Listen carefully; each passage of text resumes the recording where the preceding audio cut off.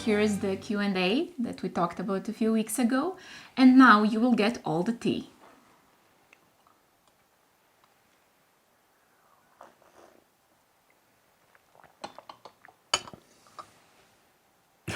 So the first question was, what are your favorite holiday foods and treats? I'm more into savory things. I like, for example, the fish and seafood that we usually eat on Christmas Eve. And then also I like the meat, or better said, we eat a lot of turkey or duck baked on the Christmas day. For me, it's always sweets. Every day is a holiday. The next question was, Marco, how do you maintain that gorgeous beard, head of hair, products, tips, tricks, and so on? I'm going to disappoint you. I do nothing, basically. I wash it every day and then I let it loose. Yeah, he really does nothing with the hair or with the beard. It just grows. Yeah. I shaved this morning. Maja, I love dresses that you wear. May we have a peek into your tango closet? There were a few questions like that.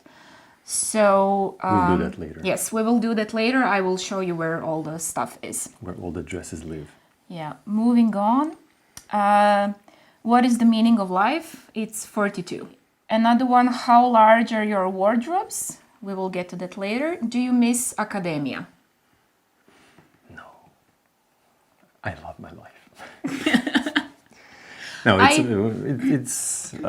it was fun while it lasted, but we really enjoy our lives at the moment. Of course, without the current year. So no, not really. I do not miss it much. I could teach languages again. I would love to do that, but I'm fine with teaching tango as it is. Next one, Star Wars or Star Trek? Star Wars. Star Trek. Bitch! What? Captain Picard. Okay, yeah, that's it. Yeah. It's only just because of him. Yeah, I like Captain Picard too, and memes with him especially. Yeah. Which house from the Game of Thrones would you see yourselves as part of? I think I would be Mother of Dragons.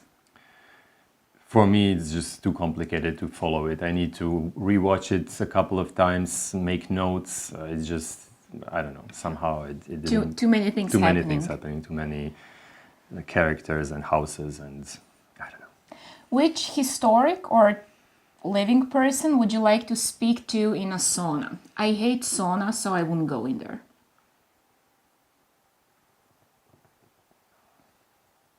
Elon Musk? Michael Jordan? Michael Jordan, yeah. There you go. Which moment in history or your life would you like to have revisited? There was one moment when we were on Guadeloupe, on the Caribbean island, and we were getting up very early every day because the sun sets very early as well. So we would wake up at 5 or 6, and then, around 9, 9:30, you already feel like you could have lunch. And then on the last day when we were there, we decided to go for a drink, buy some souvenirs. And of course, we didn't have any breakfast. So we came to a bar, which was on the beach, perfect, idyllic, turquoise sea, white sand, dream. And we ordered piña coladas. As well. And we got absolutely shit-faced at 9:30 in the morning. And I think at some point Marco even wandered off. I just went. Yeah, he just took a stroll on the beach. He just walked away. I came running behind him. And then we both realized we forgot the bag with the souvenirs that we bought that morning. But then we came back and we found the bag. So I think that moment that I would like to revisit someday. Yeah, we even have on Maya's phone that those two piña coladas as a screensaver. Yeah, so the picture of them. Show it. It's so good. They were so delicious. They were the best piña coladas we ever had. I think that's when the obsession started. There they are. Look at those. And they were huge and they were so good. So good. And there is also the sea in the background. Yeah. Yes. So that would be a moment that I would like to revisit.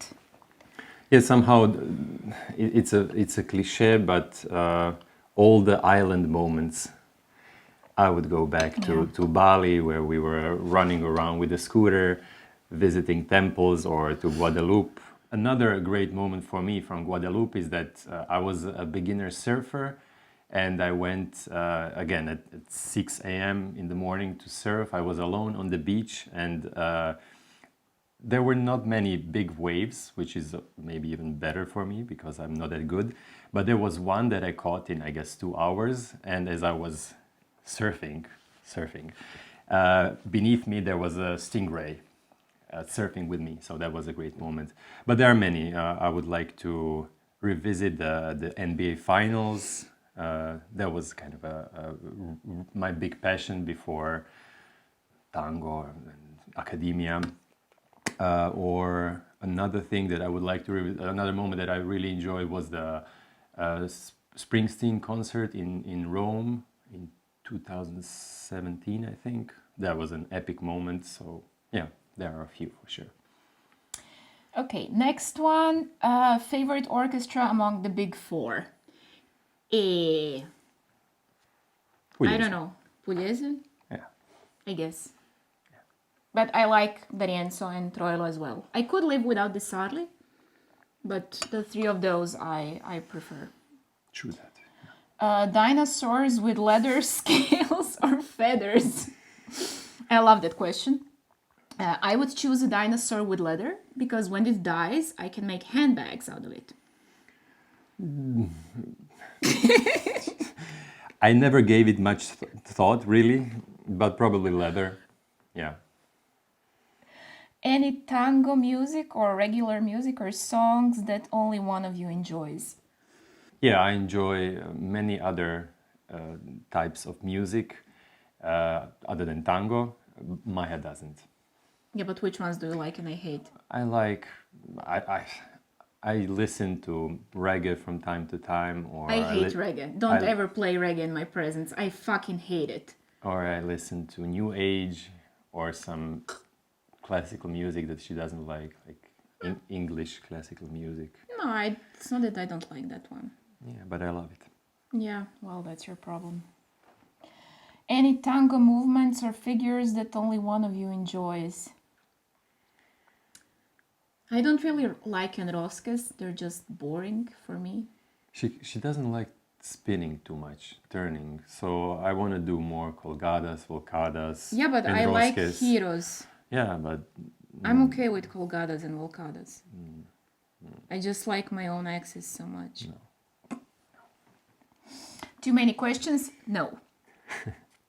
Next one. Do you think there are only two kinds of embrace, open and close, or are there many more? I think there are those two main kinds because you have to define the embrace somehow, based on the distance between the partners. But I also think that everybody has their own embrace in a way. So, yes and no. There are two kinds of embrace, but also I do think there are a lot of more shapes and forms.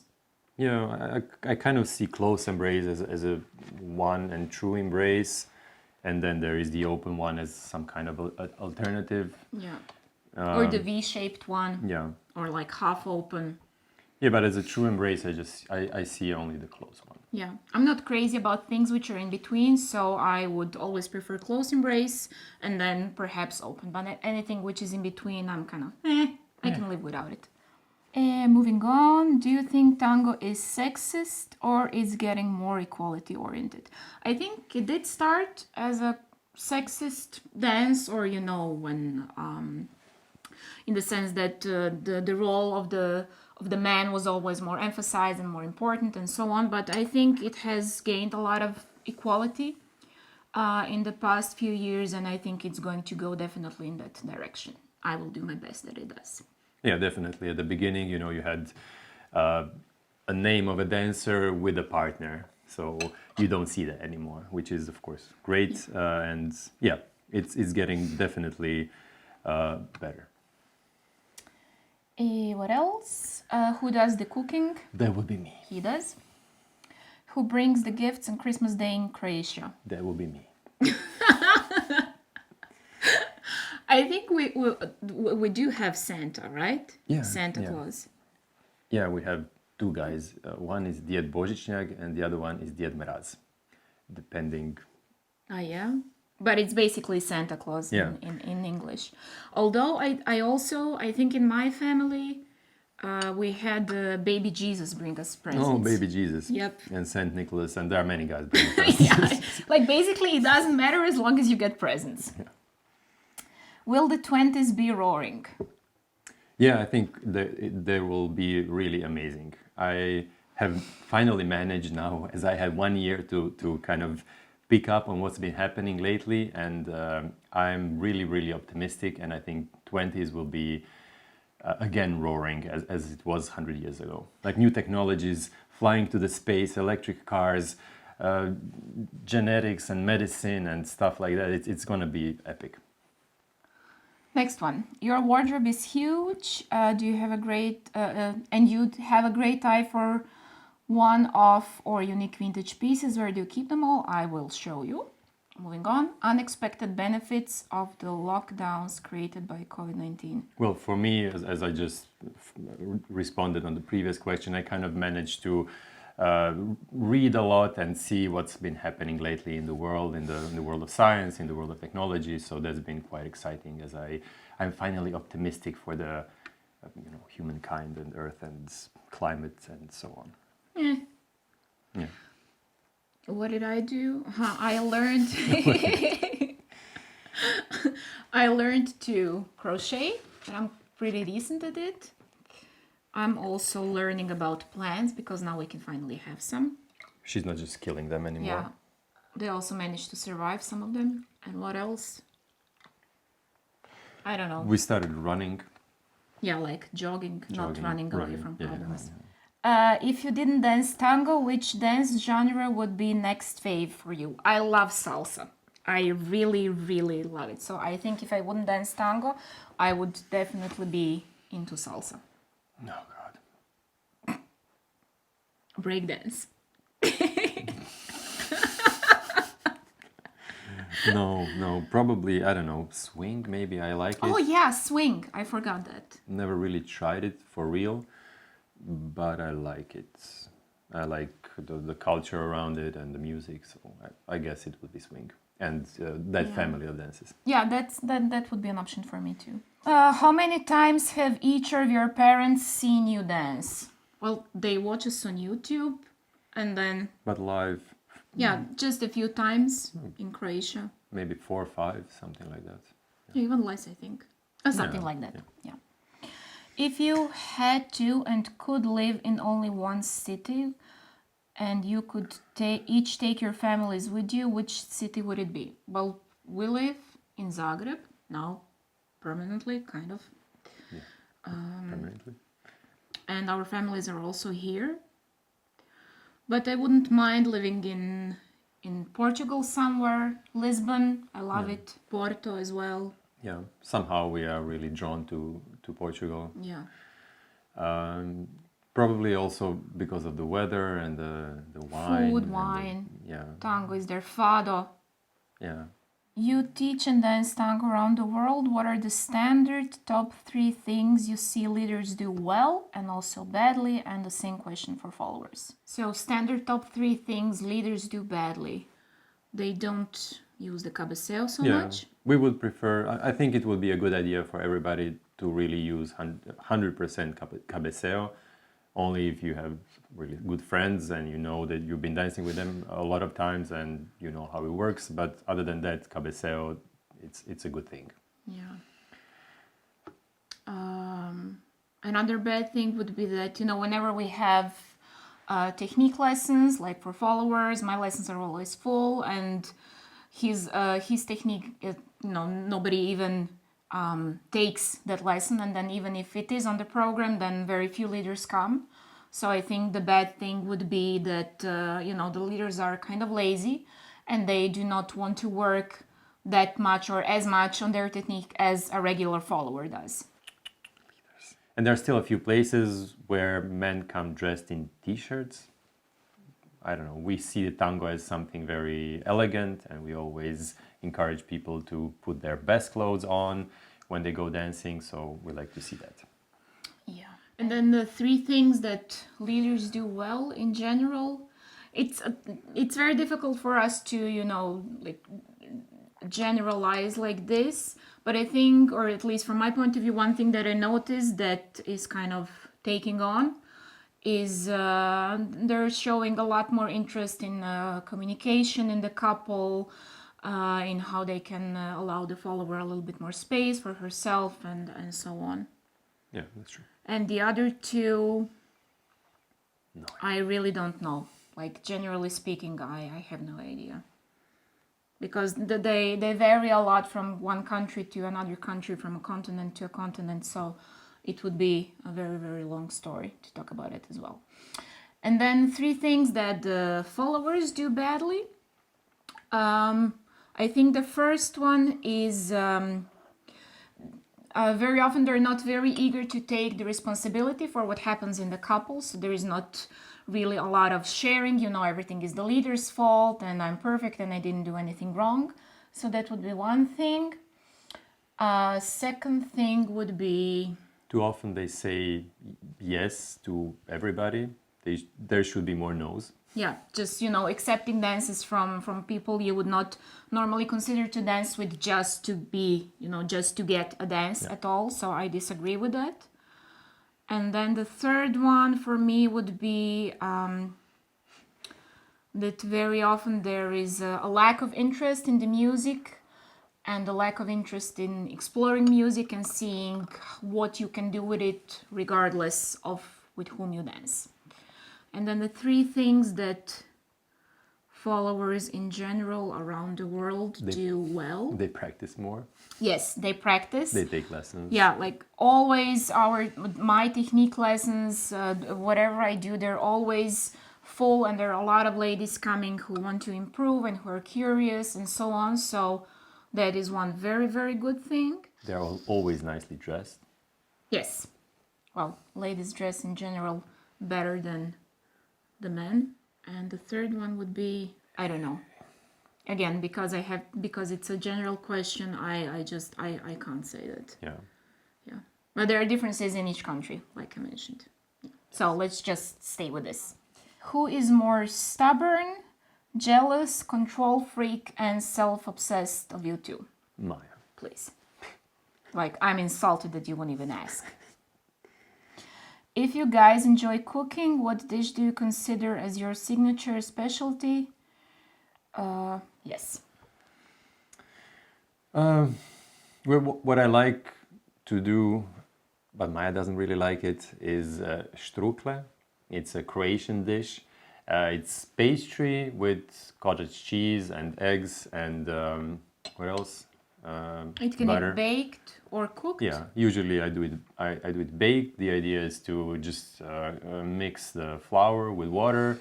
You get a really stretchy dough, and you have to spread it really, really thin. So you basically see the cloth underneath it, and then you throw the cheese on top of it. You roll it, and then you cut it in little pillows, and then you bake it with sour cream. Sour cream. Yeah. And it's delicious. I just love it. When you dance in public, knowing that all eyes will be on you, can you still just enjoy it without too much pressure and concern for perfection? Yes, I honestly don't care. Yes. Have you ever felt like killing each other during a performance? Yes. You did? Yes. Which music do you like besides tango? Well, I like classical music. I like recently electronic music. I don't know why. I listen to it all the time in the car. Somehow it relaxes me. I like New Age. I like Bruce Springsteen. We also like some classic jazz, big bands from the 50s. Yes. We have been listening a lot to Rachmaninoff, piano concertos lately, and what else? We occasionally enjoy some classic Kanye, before he started dating Kim. What else do we like? We like fado, we like bossa nova, Oh yeah. K-pop as well. Yeah, I think that's kind of it. Alrighty, so the next question is, I would like to know if Marko has ever stepped on your toes when dancing to an audience. Surprisingly, not that often, or? Really? No, basically never. No. That's a lie. Yeah, you did step on my toes quite a few times. Well, it happens, but it's on rare occasions. I want to ask, how do you manage to dance the whole time in close embrace? And do you literally everything in that embrace? What is the work to build such a nice embrace as you two have? I see a lot of dancers open very often, but my personal preference is to your style. We just want to stay in close embrace. This is somehow, you have to want it. Yeah, it's very easy, to just let go of the embrace as soon as you have to do a pivot or something a little bit more complicated. And I think the biggest problem is if you don't really pay attention to it, it's just gonna happen, right? So one of you is gonna kind of loosen the embrace, and then the other one is just gonna go with the flow, and then you're gonna open, or you're gonna have a distance between you two.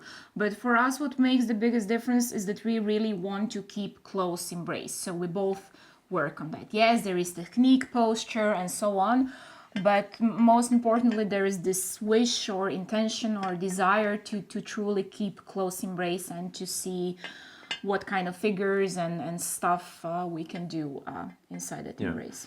And the work that one needs to do is, I think that too often it happens that when you go to a close embrace, you block your partner with your embrace. We want to always stay, we want to move like one. So we want to stay in close embrace, but still be moving a lot in the upper body. And that's then what makes possible all other things and basically everything in close embrace. Do you do other sport activities to keep your tango muscles? Well, in this year we do. So we're but jogging. It's not really to keep the tango muscles. No, it's just it's to not maintain your body. Yeah, it's not targeted, but we go and we jog. I do a little bit of calisthenics.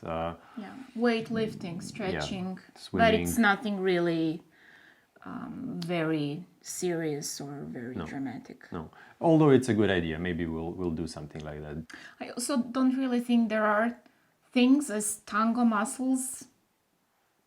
So I don't know if you would ask me like what kind of exercise you should do to dance tango. Well, there are. I mean, of course, you can make your legs stronger. You can work. Yeah, but that's just useful in everyday life. But it has sure. little to do with tango. Yeah, but with balance, so the lower part of the legs, you can work on those muscles. You can have this balancing boards, and you can stretch and so on. So of course, there you can target really the muscles that are used more in tango. But again, those are the muscles that you use in normal life as well. Yeah. So.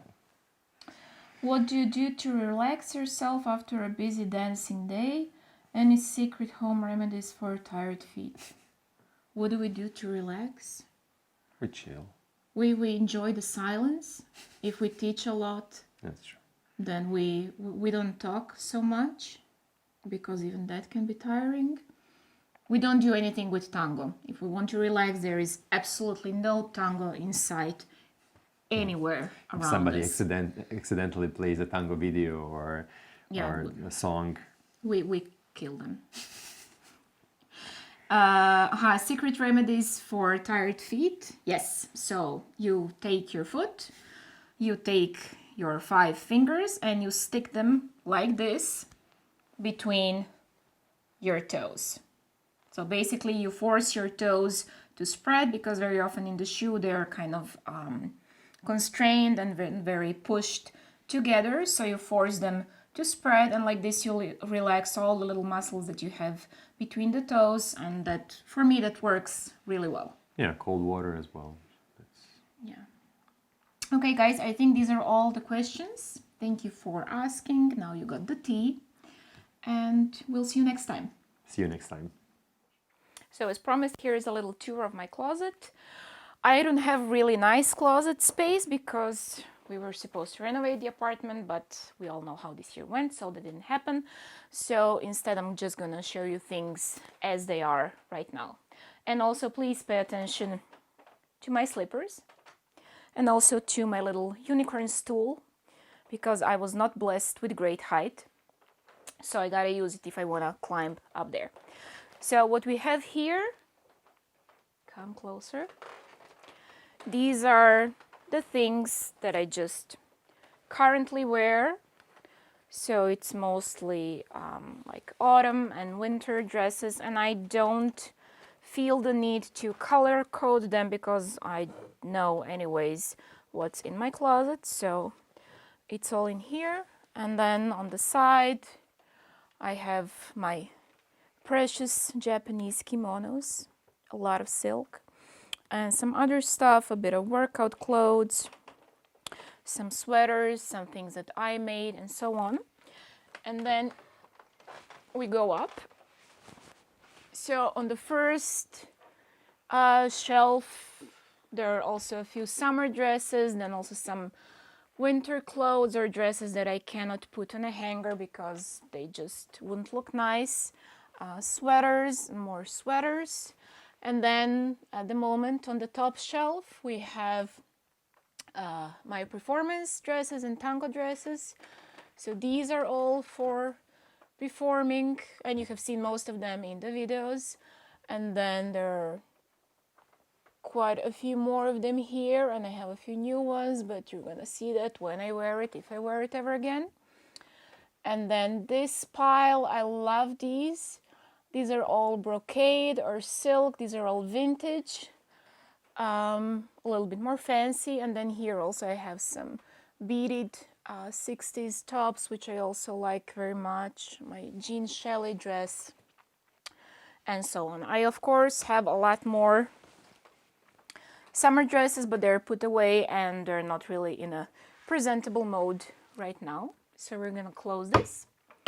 Blah. Just smacked myself on the head. And then we have another closet here where most of my coats are. So there you go. Almost all of these are vintage, and just a few things perhaps. No, maybe just one thing isn't. Yes, so the coats, some jackets, dress sets, my pretty velvet coats, which I have not worn this year, some Lily Ann's, and then here I have also a few Lily Ann's which I cannot put on a hanger because they would be damaged in the shoulders, and a few more. I really like white coats. I'm kind of obsessed with white coats. This is why I have so many. A few capes, some suits as well, like a dress and a jacket or a skirt and a jacket. And then on the bottom as well, you can see again a few coats. These are the Lily Ann's, and then this pink one is also a Lily Ann, this one is not, and so on. So that's mostly it. There is one more closet with the coats, which we can also visit.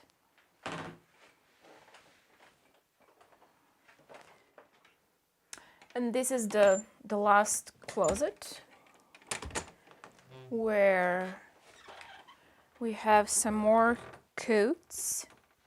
And here I keep usually things that I wear on a daily basis, or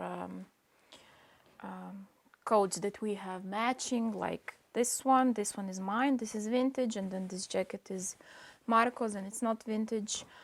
And this is from my mom, and also Marco has the matching one. Yes, we are that kind of couple. And then some more vintage. This is again a Lily Ann. This is, I don't know where no, I got this in Albuquerque.